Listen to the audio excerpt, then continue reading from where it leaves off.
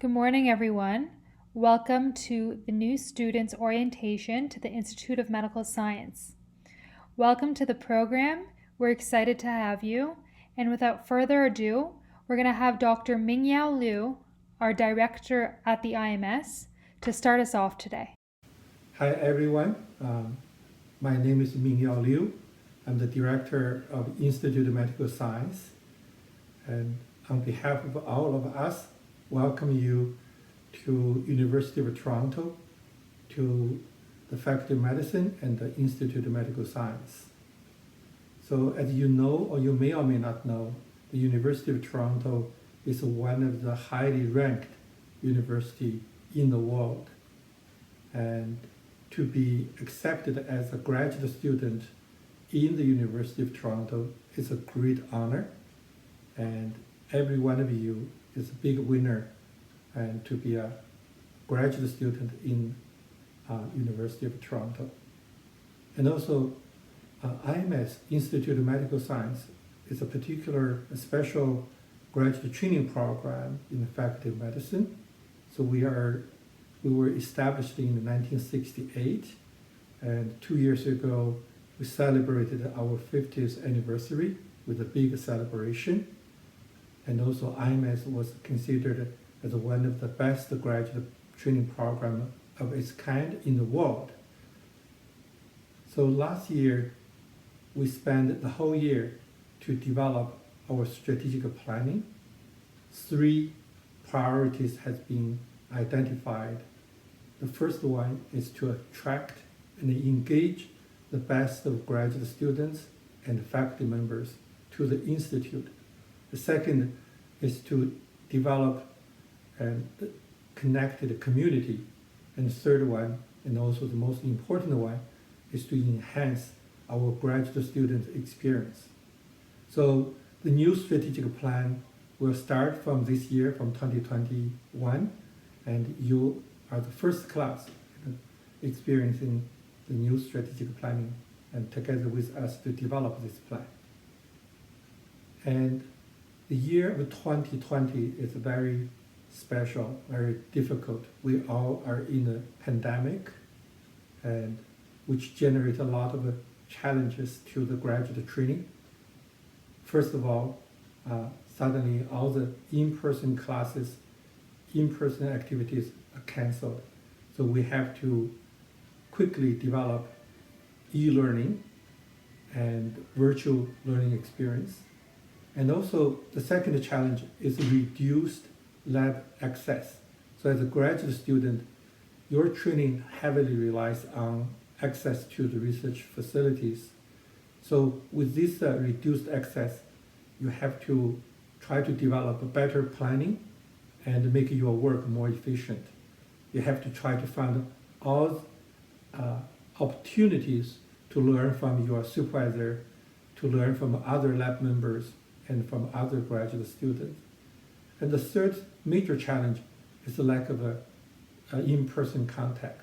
We are all isolated.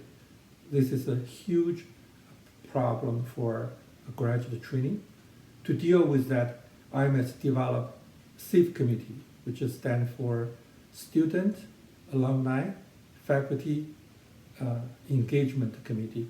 So through our IMS Student Association, our student-run Ims Magazine, and the student mentorship program, and multiple graduate student wellness program funded by special grant from the Faculty of Medicine, we try our best to make your experience as enriched as possible. And also, from this year, we are going to have a special program to deal with the EDI, which is equality, diversity, and inclusiveness. And through this activity, we hope everyone will get being engaged. And especially for the international student from this year, we have an international student group, and people can help each other. And if you want more information, we can give it to you after this orientation. So hopefully through all this effort, and we hope you can be more engaged. And if you do have some problem feel free to contact Ims office. All of our staff members will be the frontline people to help you. And also our graduate coordinators, they are the leaders in the graduate training, and they will have a weekly meeting with the student who need help. And also feel free to contact me with emails, and if you want to set up a meeting with me, I will be very happy to meet you one-on-one as well. So I hope through this orientation, you will learn a lot about the program, and you will start to making new friends and to get familiar with the program and to have more fun. Welcome and thank you. Thank you, Dr. Liu. We now welcome Shannon. Hi, everyone. My name is Shannon Yanazipulu. I use she, her pronouns, and I'm the program coordinator at the Faculty of Medicine's Office of Inclusion and Diversity. Welcome to the IMS orientation. It's great to join all of you virtually. I would like to start with a land acknowledgement. We would like to acknowledge the sacred land on which the University of Toronto operates. It has been a site of human activity for thousands of years. This land is the territory of the Huron-Wendat and Petun First Nations, the Seneca, and most recently, the Mississaugas of the Credit. The territory was the subject of the Dish with One Spoon Wampum Belt Covenant, an agreement between the Iroquois Confederacy and Confederacy of the Ojibwe and allied nations to peaceably share and care for the resources around the Great Lakes. Today, the meeting place of Toronto is still home to many Indigenous people from across Turtle Island, and we are grateful to have the opportunity to work in the community on this territory. As we are all joining remotely, you may be joining from land that is subject to other territories, so I strongly encourage you to research what territories apply to the land that you are currently residing on. Before we start the session, I'd like to reflect on the importance of a land acknowledgement and also on how it applies to the work we will do at the Faculty of Medicine. A land acknowledgement is a minor but important part of decolonization. It is a way to challenge ideologies furthered by the doctrine of discovery by naming that the land was not empty when European settlers first arrived on Turtle Island. It is important to move beyond land acknowledgements as performative repetitions by asking ourselves, as settlers and treaty people, difficult questions about what steps we will take to continue to move towards decolonization, truth, and reconciliation. Decolonization work involves feelings of discomfort, unsettling, concrete action, and destructive change. Colonization is a social determinant of health and a driver of inequities within and outside of healthcare. By recognizing Indigenous inhabitants of the land, we can strive towards reconciliation. But it is also important to start off any gatherings by contextualizing the land on which we do this work. And Canada is a settler colonial nation, and as a settler, a non-Indigenous settler, I benefit from the ongoing systemic dispossession of Indigenous people from this land. Working at the Faculty of Medicine, I and we all need to be aware of the history of how the healthcare community has contributed to colonization. For example, in Canada, there were racially segregated, quote-unquote, Indian hospitals. They were intended to further assimilate Indigenous people and replace their traditional healing practices. They were overcrowded, poorly equipped, and less funded than non-Indigenous hospitals. Medical experimentation occurred, most often without the patient's consent. These hospitals only began to close in the 1960s. Fast forward to today, and reports show that sterilization without informed consent is still being performed on Indigenous women and was performed as recently as 2018 in Saskatchewan. So I invite all of us to continue to be aware of how the healthcare community can contribute to harming Indigenous people so that we can all actively resist it. Thank you.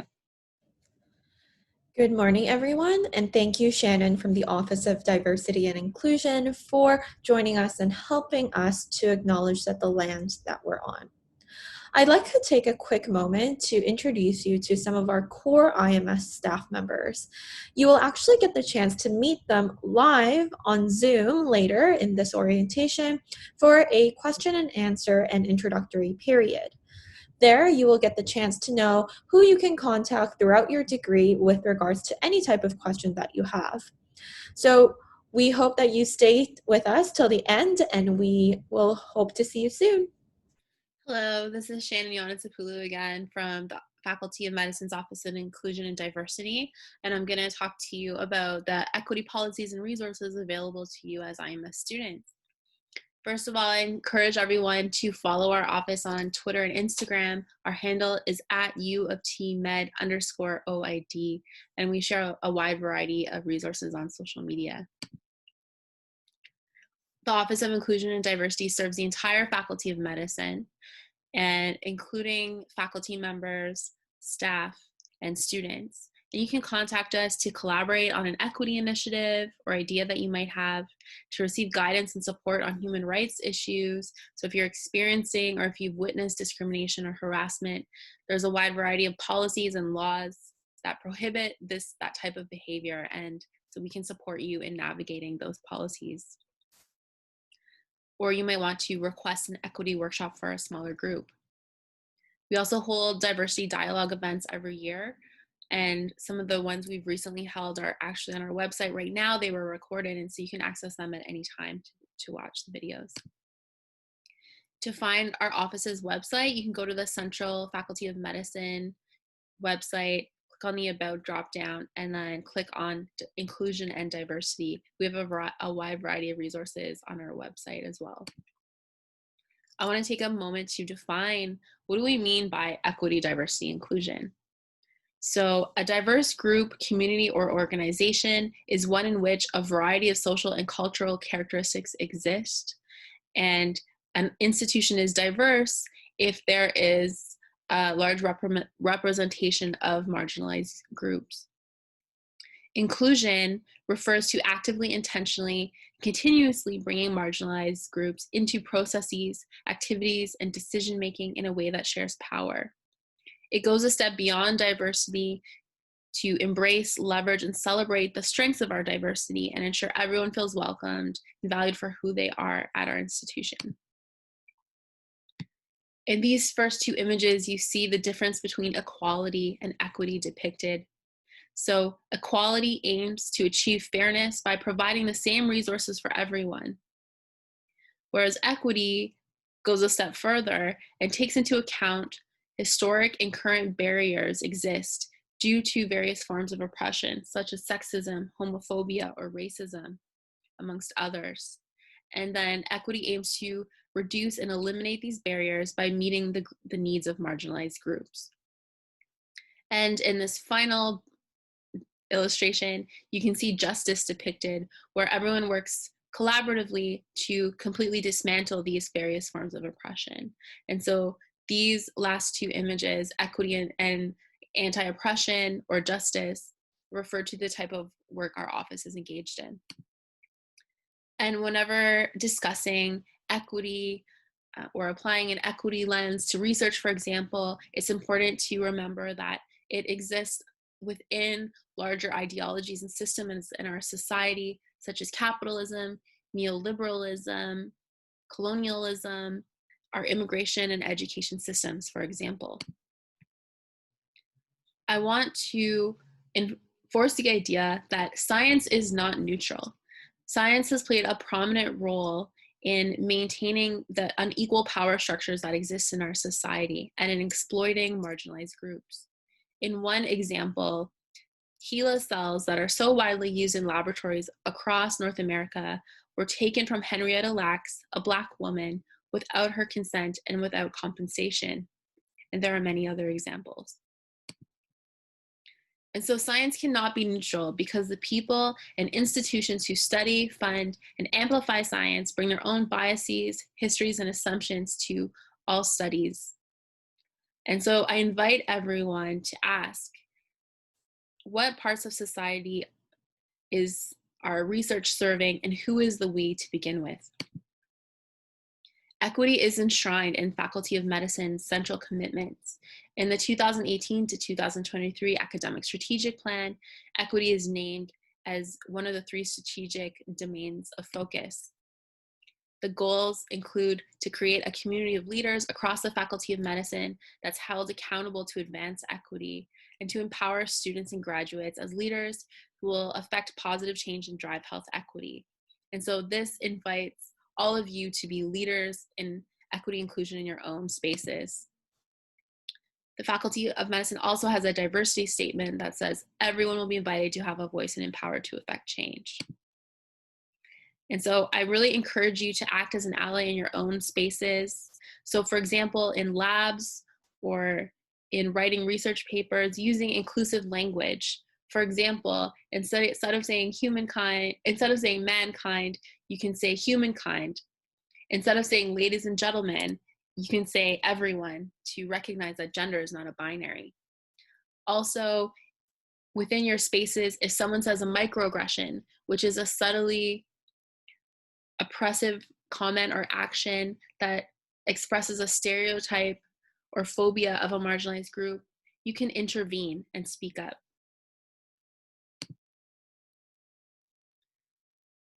In partnership with IMS, our office is providing a workshop on microaggressions and allyship to work towards more inclusive spaces at IMS. It is on Friday, September 18th from 2 to 4 p.m. It'll be delivered via Zoom. And if you'd like to register, you can email medicine.oid@utoronto.ca for the registration link. Other ways you can get involved in equity at the faculty, including applying for funding for equity work. The EDI Action Fund provides up to $500 for students who want to turn an equity idea into action. There's also the Learner Equity Action and Discussion Committee that provides learners a supportive community and works towards collaborative advocacy initiatives that you can join if you have an interest in equity. Just send our office an email. Beyond only our office, the University of Toronto has a variety of equity offices that specialize in areas such as anti-racism or gender diversity. And so you can contact those offices at any time or go through our office to connect you for resources and supports. Thank you for listening to my presentation, and I really encourage you to reach out to our office if you'd like any more information or support on equity-related issues. Thank you, and welcome to IMS. Good morning, everyone. In this next section of the orientation, we're going to cover academic degree information. We'll highlight all the major points you need to know to succeed during your degree. This will include information pertaining to your thesis, seminar, and other degree requirements. We'll also cover academic information related to a variety of opportunities during your degree, such as awards and the collaborative programs available. First up, I'm here to give you some general context into being a graduate student in the IMS here at U of T. My name is Laura, and I've been a PhD student here in the IMS for 5.5 years now, and I'm excited to welcome you to the program and to the University of Toronto. Now that you're here, you are one of 90,000 students that are attending the University of Toronto. It's a really big school with both international and domestic students, and it's divided up into 3 campuses: Scarborough, Mississauga, and the downtown St. George campus, which is where we are. As a graduate student community, we make up just under 1/3 of the student population at the downtown campus. Within U of T, there are many departments or faculties to which you can belong. As a grad student in the IMS, you are here. The IMS is one of 14 institutes and departments that comprise the Graduate and Life Sciences Education, or GLSE. The GLSE represent all the graduate student departments within the Faculty of Medicine here at U of T. So in this way, you also belong to the GLSE in the Faculty of Medicine and the School of Graduate Studies. This is important because all of these offices can provide you with resources, opportunities, or assistance throughout your degree. Another community that you belong to is your research site. Something that's unique about the IMS is that we have supervisors, and therefore students like yourselves, spread across multiple research sites. including UHN, Sick Kids, Mars, CAMH, and many others. Your site is determined by where your supervisor primarily conducts their research, so be sure to ask them about any site-specific resources, policies, or procedures that you need to be aware of as you start your degree, in addition to those outlined by the IMS. Some of your degree requirements will be taking place in the fall semester, including the first year course for all IMS students, MSc 1010 or 1011, and attending the annual Ori Rothstein Lecture in Translational Research. You'll hear lots more about these later today and also farther along during your degree, so don't worry. However, one of the first things for you to start thinking about in the next few months is working with your supervisor to form your Program Advisory Committee, or your PAC committee. This advisory committee consists of your supervisor and 2 other faculty members. You need to meet with them every 6 months, and they're there to basically help guide you through your degree and eventually help you prepare for your defense. So you feel super comfortable with everything PAC related, your graduate coordinators will be hosting a mandatory information session about your PAC committee on February 2nd from 11 a.m. to 12 p.m. Don't worry, you'll receive an email with more information about this session soon. Speaking of your supervisor, they're an integral part of your success as a graduate student. They are there to mentor and guide you through your degree and can be a great source of knowledge.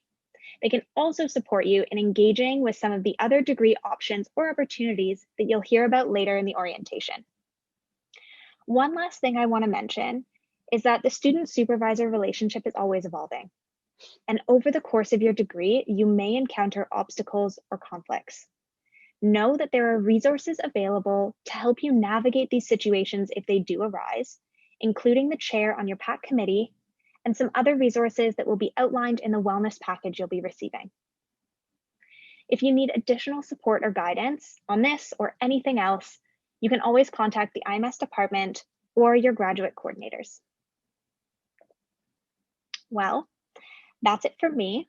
Up next, you'll learn about some of the things you need to do to complete your degree.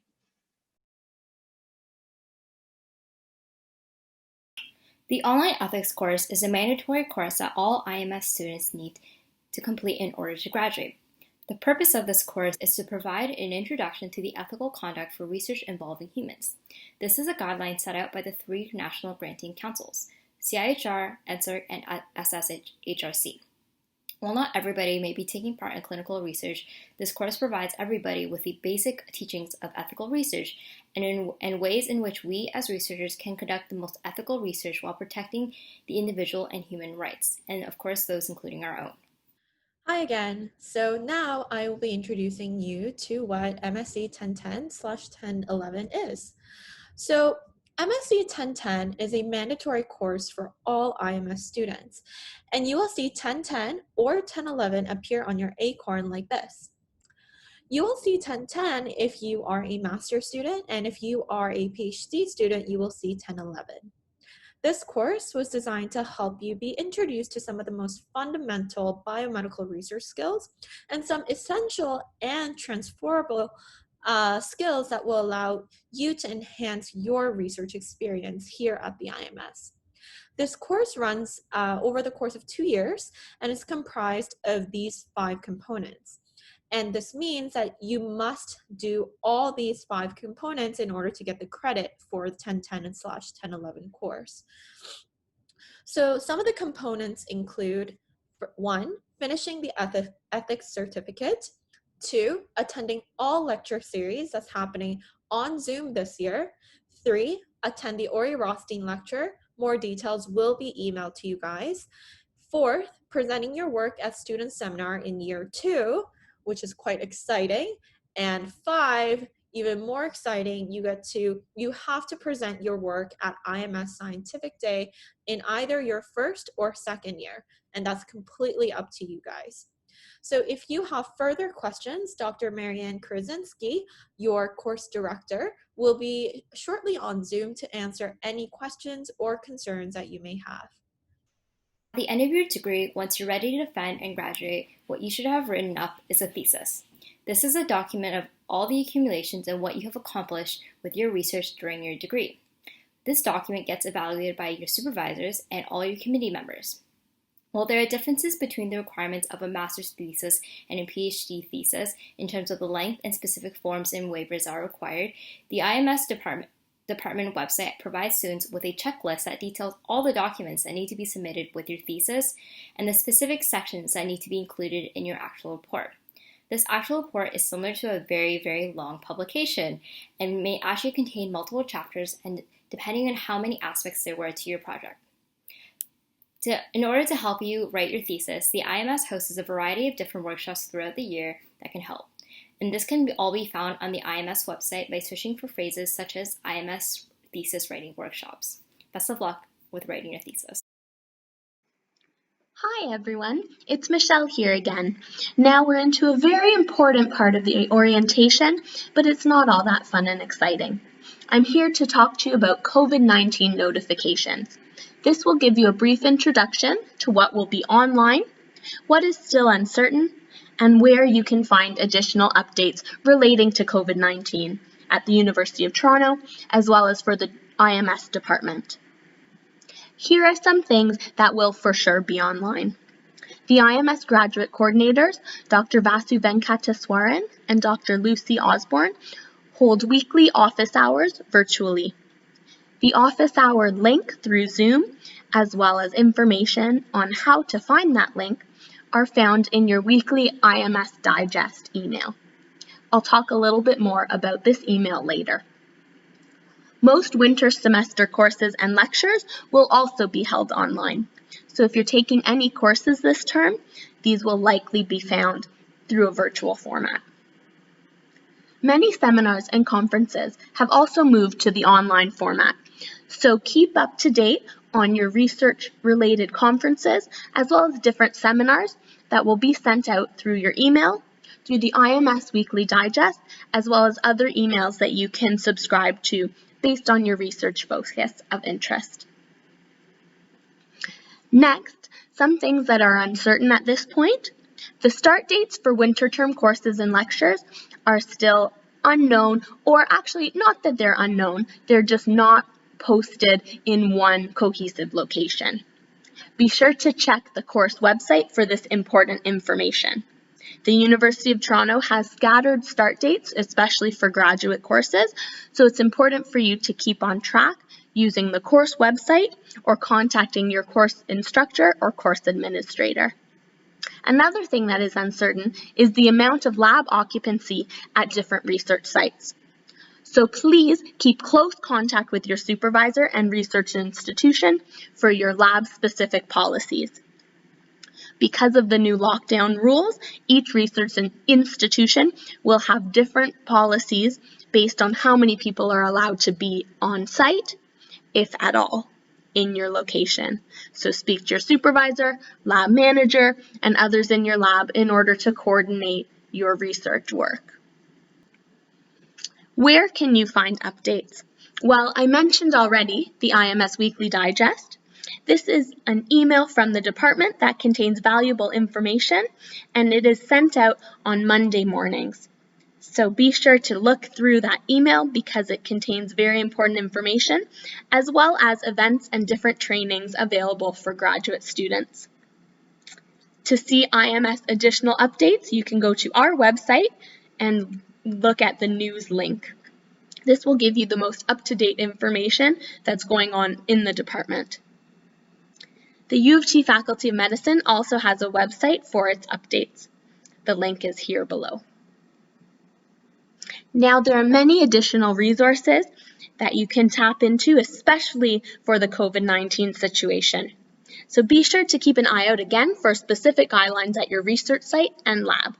Each hospital has its own policies in place, and so you be sure to keep up to date with these. The Faculty of Medicine has updates. As I mentioned, the link is on the previous slide. The School of Graduate Studies, or SGS, Looking Ahead, has many resources and lots of information about COVID-19.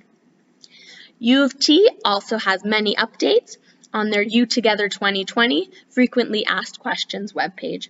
These are all relating to COVID-19 and things relating to courses, fees, etc. For more resources, you can check out the CPD or Continuing Professional Development utoronto.ca website for COVID-19 related resources, as well as many other resources. So this is a very important page for you to keep in mind. Thanks everyone. Hope you have a fabulous time in the IMS. Don't forget to stay safe, stay healthy, and wash your hands. Collaborative specialization programs are offered by the university as an opportunity for you to share and explore research within your field of study. They have various programs including cardiovascular science, women's health, neuroscience, and bioethics, just to name a few. Now, a full comprehensive list of these programs are located on the IMS website. These programs provide you with a unique opportunity to interact with individuals within your field of research, and perhaps make lifelong friends along the way, while also receiving a specialization designation on your IMS degree when you graduate. Now, I highly recommend that you as incoming IMS students take a look at some of these programs and see which one best suits your research. There are various awards competitions that are available to you as a graduate student and that we strongly encourage you to apply for. Awards can be internal, those that are granted by the university, and external, such as CIHR and CERC, etc. And they can either be merit-based, based on financial need, or a combination of the two. A full list of these awards is on the IMS website or sent as an email to students within the department. Awards generally require a reference from your supervisor, a brief description of your project, and a copy of your CV. Additionally, if you win these awards, sometimes you're eligible for a top-up to your stipend, depending upon the monetary value of the award, so I highly recommend that you all apply. Hi guys, my name is Shannon Yanazipulu and I'm one of the VPs on IMSA this year. So during your graduate studies, I really recommend traveling to conferences either in person or virtually. They're great networking opportunities, they can be really fun and exciting, and it's a great way to get feedback on your project from experts from around the world. It's also great to practice your communication skills either through an oral or poster presentation, and some conferences do also publish accepted abstracts. So if you want to learn more about funding that's available to you for traveling to conferences, definitely visit the School of Graduate Studies website, the U of T Graduate Student Union website, as well as the IMS website. Also keep in mind that some institutions and hospitals do provide external travel awards to their trainees. So if you're a master's student who showed a lot of research productivity, you may be recommended by your supervisor and your PAC to transfer directly into the PhD program without obtaining your master's degree or defending your master's thesis. So in this case, any coursework and time that was spent towards your master's will be counted towards your PhD degree requirements. But in order to transfer directly into the PhD program, there are certain requirements that you would need to fulfill, including coursework requirements, proof of scholarly achievement, and completing the qualifying transfer exam. So for more information, definitely visit the IMS website where the guidelines are posted. Hi, I'm Jesse, and I just wanted to briefly cover some of your options for getting help with any writing or speaking you may have to do during your time here in the IMS. The School of Graduate Studies here at U of T is home to the Graduate Center for Academic Communication, or GCAC, which provides graduate students with advanced training in academic writing and speaking. The GCAC offers students different types of support designed to target the needs of both native and non-native English speakers, including non-credit courses, single-session workshops, individual writing consultations, writing intensives, and other additional resources. All programs are free, and for more information, it can be found on the SGS website under Resources and Support. As one of the IMSA co-presidents, it's near and dear to my heart, but if that doesn't interest you, then there are multiple other ways that you can get involved at the IMS, including by joining a committee or working group. These come in multiple shapes and sizes, from the Student Alumni and Faculty Engagement or SAFE Committee, through the Curriculum and Admissions Committees, even to the Strategic Planning Committee for the department.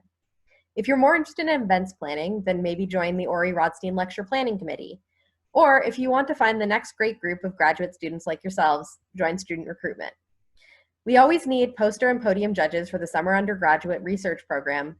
And don't forget, IMS Scientific Day wouldn't run without the volunteers, facilitators, and planning committee, and you need that to graduate. So keep your eyes on your emails for how to join and become a part of one of these great committees and working groups. Hello everyone, and welcome to the session on Graduate Professional Development and Ims Connects series.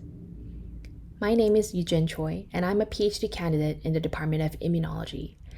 I took the GPD course several years ago, and I found the course to be very helpful and empowering as a graduate student. Since then, I was hired as the program assistant to provide peer mentorship and feedback. And last year, I was hired as the course instructor for GPD for IMS students, along with Dr. Reinhard Reithmeyer, who serves as a course coordinator. And so for the next few minutes, I'm going to talk about what GPD is all about and why I believe you should strongly consider taking this course as an IMS student. Several years ago, the School of Graduate Studies at the University of Toronto conducted a study called the 10,000 PhDs Project, where they used internet searches to determine the employment status of over 10,000 PhDs who graduated from the University of Toronto between the years 2000 and 2015. On the left, you can see a pie chart of specifically the employment sectors of 3,700 life science PhDs. And you can see that while 18% went on to secure a position as a tenure-track professor and an additional 28% in other post-secondary education options, many decided to pursue their careers in private sector, public sector, as well as charitable organizations. So in a nutshell, what this tells us is that your master's and PhDs can take you to a lot of different places. And so GPD provides a way for students to start exploring their career options and to help prepare them for the path they choose to pursue. The learning outcomes, again, will be helping students be able to articulate their strength on their job as well as professional school applications, and to help build a strong professional network, ultimately helping them formulate unique experiential learning opportunities and to start their career which aligns with their core values and interests. Due to COVID-19, all classes and individual meetings will be delivered online this year, and the course in the fall is geared towards PhD students and the one offered in the winter for master's students. The course is offered as 6 2-hour-long sessions where we explore different topics such as career exploration, project management, persuasive communication, resume and cover letter writing, networking, as well as interview preparations. This is a credit-no credit course where participants must attend all classes and achieve a grade of at least 70% to receive the credit. And your mark will be based on pre-class assignments, post-class final submissions, as well as in-class participation and contributions. One of the hallmarks of GPD is our ability to provide personalized feedback, and to do so, we have a very small class size. So if you are interested in registering for the course, we will require a submission of a 250-word statement in answering the following question about what work means to you and why you work. Of course, there is no right or wrong answer, but this statement will give us an opportunity to learn more about who you are and what you want to take out of the course. For many of you who are beginning the master's program, again, you'll be taking the course in the winter, so this statement will be due by Friday, January 22nd to the email address below. We will make sure to send a reminder email closer to the date through the IMS office. And finally, I wanted to conclude the session by introducing Ims Connects, which is a series of career panels for IMS students featuring U of T alumni working in various employment sectors. Each panel will be followed by an interactive networking session for students to engage with panel members and build their professional network. Here is a tentative schedule for the upcoming year. Of course, again, given COVID-19, all panels will be held online on Fridays 3 to 5 p.m. We will begin by inviting guest speakers who decided to pursue another degree after graduate school, including MD, JD, MBA, and clinical microbiology, to discuss their transitions.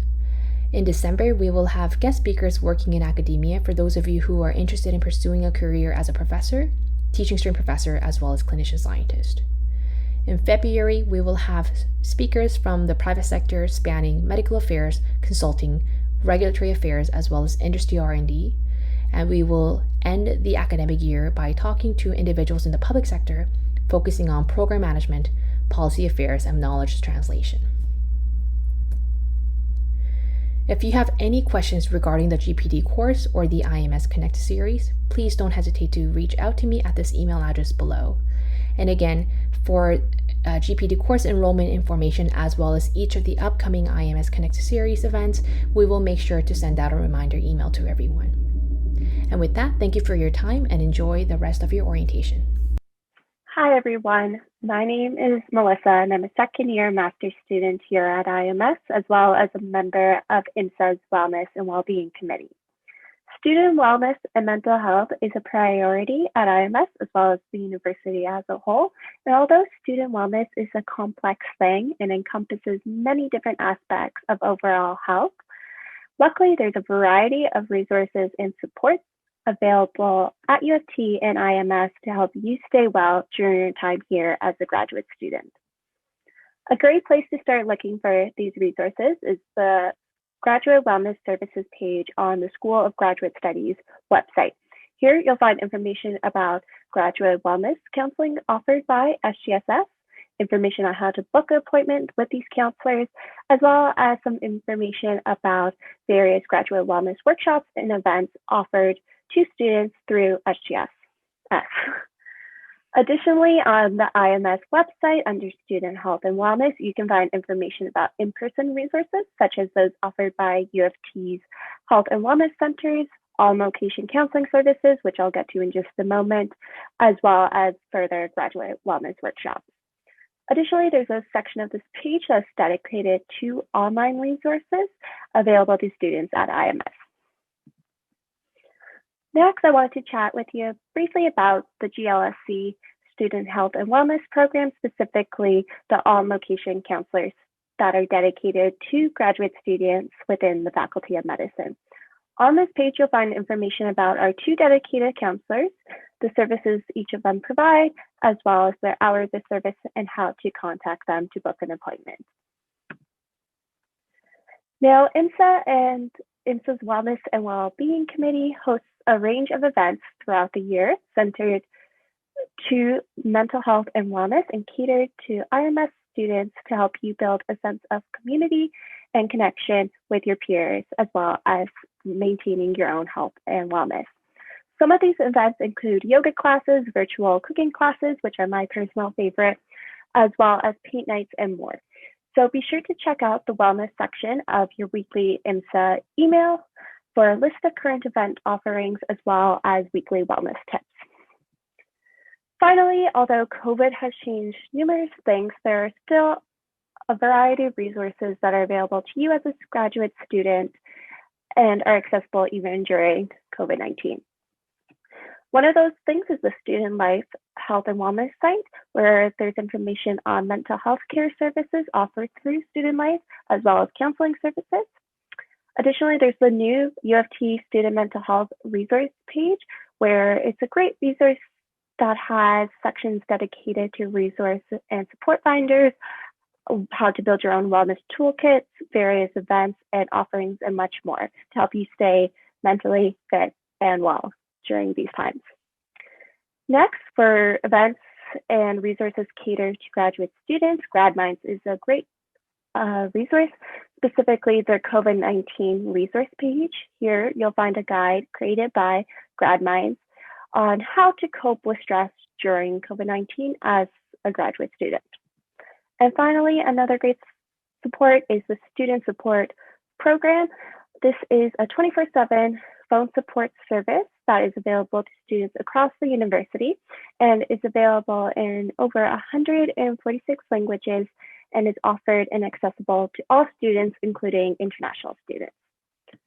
Finally, I just wanted to provide you with the contact information of a few distress and crisis helplines that you can access at any time should you need it or need to talk to someone about the situations you're going through. Now, I am happy to pass things on to Swapna, who is going to tell you about a new initiative that is very exciting and happening at IMS to help promote your health and wellness.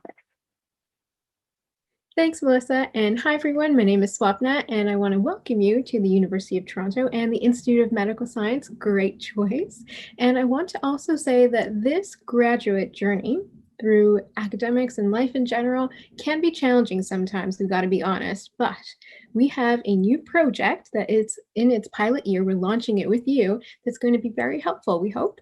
And that's a graduate student wellness project. And it's made possible by the GLSC Graduate Student Wellness Grant, and part of the team includes some familiar faces, including Laura, Rachel, Sandy, and Melissa, who you just saw, because we're going to be working with the IMSA Wellness Committee on the implementation of this project. I've said a bit about this project, so now I'll tell you what it is. It has 4 parts. One part is the Student Supervisor Wellness Package. This equips you with information about expectations, all sorts of workshops that are available, the strategies and tools that you need to help guide and navigate you through the journey of graduate life and wellness throughout that. The second is a wellness workshop tracker. This is something we're really excited about because with this tracker, you guessed it, you can track your wellness workshops throughout the year, and that will help you to get a credit for it, which is really great, but it'll also help you to reflect back on the workshops that you've done and remember all the strategies and tools that you've learned and accumulated along the way. Along your journey of wellness. The third part is a facilitated student supervisor group conversation. This is something that's kind of unique and something that we're very excited about because after all of those workshops that you've done and accumulated all these strategies and tools, this is your opportunity to have that open line of communication to continue talking about how we can improve the student supervisor relationship and the wellness that goes in it and beyond. And the fourth part is something that maybe you've guessed is a feedback survey because you're going to be asked for a lot of feedback throughout your graduate life. And this is one of those times. This is going to be really helpful because this is our pilot year. We're going to want to hear from you how we can help continue to improve your journey of wellness year after year after year, because we want to continue to promote that environment of wellness and productivity within the student supervisor relationship and beyond it. Thanks for listening and good luck. Good morning, everyone, and welcome to the IMS. My name is Jesse. And I'm Claire, and we're your Institute of Medical Science Students Association, or IMSA, co-presidents for this current school year. So, we just wanted to give you a quick introduction of how amazing IMSA is and why you should join our IMSA family. Our goal is to promote a sense of community within the IMS through diverse, engaging events. Even with the current situation we all find ourselves in, we still want to motivate all kinds of students through the hosting of events of all kinds, including academic, recreational, cultural, athletic, community, and social. And of course, most importantly, we want to make your graduate experience the best one yet. And as you can see, the IMS is full of amazing, fun, friendly people, but most importantly, we have multiple kinds of subcommittees that cater to your interests. These include 6 major subcommittees, such as community and outreach, social affairs, academic affairs, communications, wellness and well-being, and sporting events. Our elections happened in September, but we'd still love to have you as general members to any of our subcommittees. Are you interested in organizing academic-related events or interested in helping out a cause and being involved in great outreach work? We cater to your needs and what you're interested in outside of the lab. Even though the activities of orientation and life in general aren't happening at present, we are still trying to keep you active and engaged. We've been running our meetings virtually and even had a virtual holiday party. There are still many events to come, including virtual conferences, seminars, and events. The previous executive put together a comprehensive document that you can find on our Facebook page for how to stay sane during these trying times. We will also continue to host Instagram live events and more. I know this all sounds fascinating and you are just dying to know how you can join in. So this is your chance. Get out your phones and mark your calendars. January 21st is our next IMSA meeting, and we'll be hosting the meeting over Discord. Everyone is welcome, even if you don't know what you want to participate in. Check out our Facebook group or the Instagram closer to the date for instructions on how to join the IMSA meeting and Discord server. On January 25th, we have our 3-minute thesis competition. So come out and watch our incredible students duke it out for the top spot, and maybe next year it will be one of you. And lastly, our bi-monthly trivia nights are back this month with a date that's still to be finalized shortly. And finally, before we wrap up, we want to also mention that we have some major events coming your way. Since our sports league is at a distance, we've also been starting a esports league this month. Come out to our next IMSA meeting on January 21st for more information. And we want to remind you of 4 major things before leaving today. To stay in the know, make sure to 1. Like us on Facebook, 2. Join our Facebook group, 3. Find us on Twitter, 4. Follow us on Instagram, and also make sure to keep an eye out for the Discord server link as well on those social media platforms. Thank you so much for your attention, and we can't wait to see you at the meeting. Hello, I'm Jesse. And I'm Ignash. We're here to talk to you a little bit about Raw Talk Podcast. We are the executive producers. So about us, we are a graduate student-run podcast at the University of Toronto about medical science and the people who make it happen. We focus on the journeys, perspectives, expertise of health researchers, professionals, students, patients, and community members at the University of Toronto and beyond. If you're joining us for the first time, we are approaching 50,000 downloads, so it would be great if you could help us over that milestone. And you can also check out some of our previous episodes that we've highlighted here on maternal health, trans health, biohacking, homelessness, and Indigenous health. We also put on yearly live events, which this year was focused on the understanding the impact of COVID on a variety of different issues, and is now available on YouTube. It was a big learning experience for all of us expanding into YouTube, but it's really been great. Previous live events have also explored topics such as AI in medicine and science communication. So when the podcast first started, most of the team was from IMS, but now that in season 5, our team has over 30 members, and that means they're from all over U of T. Most of us are active researchers, but some of us have also just finished undergrads. You can listen to us wherever you find podcasts, or you can head to our website to listen on your browser or learn more about the show and the team that makes it. And finally, we're very active on social media at Raw Talk Podcast, where you can find episode highlights or teasers. You can also find behind-the-scenes stuff and opportunity to provide feedback through our annual feedback survey. You can also subscribe to our mailing list at rawtalkpodcast.com. That's all for now. Welcome to the IMS. I'm Natalie. And I'm Beatrice. And we are co-editors-in-chief of the Ims Magazine. The Ims Magazine is a student-led science communication initiative showcasing the department's diverse research and the incredible people behind it. We produce a quarterly print magazine as well as online content that highlights the innovative projects and fascinating lives of IMS members. At the Ims Magazine, we have 3 main goals. First, to broadly share IMS research through accessible and engaging stories. Second, to promote connection within the IMS community. Third, to train the next generation of medical researchers and clinicians to be strong science communicators, capable of translating and transferring their knowledge to society. Our large team of writers, editors, photographers, and graphic designers is made up entirely of IMS and biomedical communications graduate students. Each issue, we decide on a research theme to feature and interview IMS faculty and students at the forefront of this field. Past issues include topics such as women's health, rare diseases, and emerging medical technologies. Each issue also features thought-provoking opinion articles on controversial topics in healthcare and society, spotlights on inspirational IMS members, and coverage of important IMS events. Book reviews and travel logs offer an inside look at the lives of IMS students outside the lab. Since it was first conceived by master's student Natalie Venier in 2011, the IMS Magazine has produced 3 to 4 issues per year, covering the immense spectrum of basic and clinical IMS research, from genomic medicine to clinical trials. From groundbreaking discoveries to personal accounts of adversity and triumph, the magazine has served as a chronicle of life in the IMS. Being a member of the IMS Magazine team means getting the opportunity to learn about science both within and outside of your field.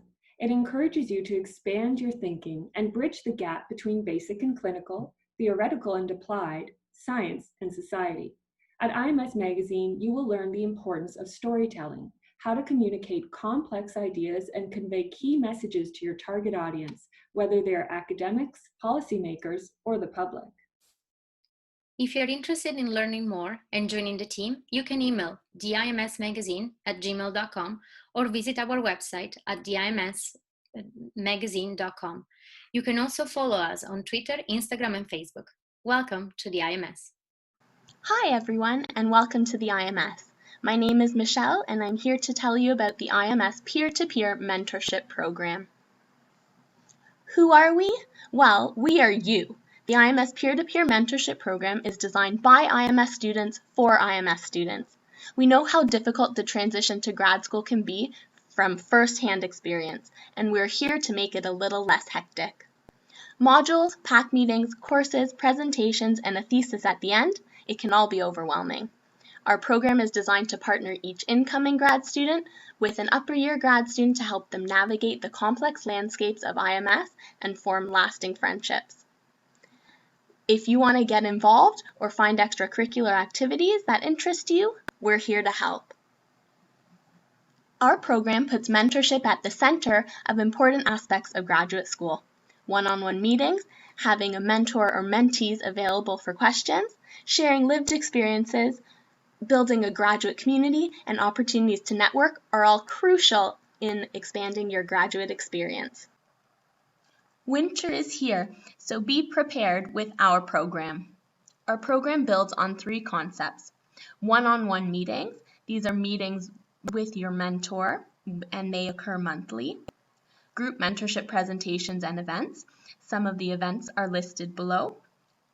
And we strive in the program to deliver mentee-driven mentorship.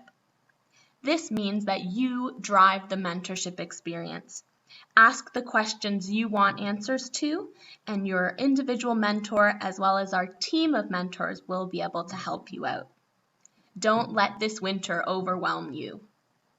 Here's some pictures from our Thriving Through Grad School event. You can see it's well attended and full of mentors and mentees that can all help each other. For more information, here's a testimonial from Emerson Daniel, a master's student who started last September. Many of you were given a student mentor with your conditional offer. This is also us. So please join our program. Here's our team leads, and keep an eye out for applications. Feel free to email us with any questions. Well, everyone, you made it. Now, let's Zoom. We'll wait 5 minutes for you to find the Zoom link and join us there. You can find this link on the YouTube Premiere chat or in your email. See you soon.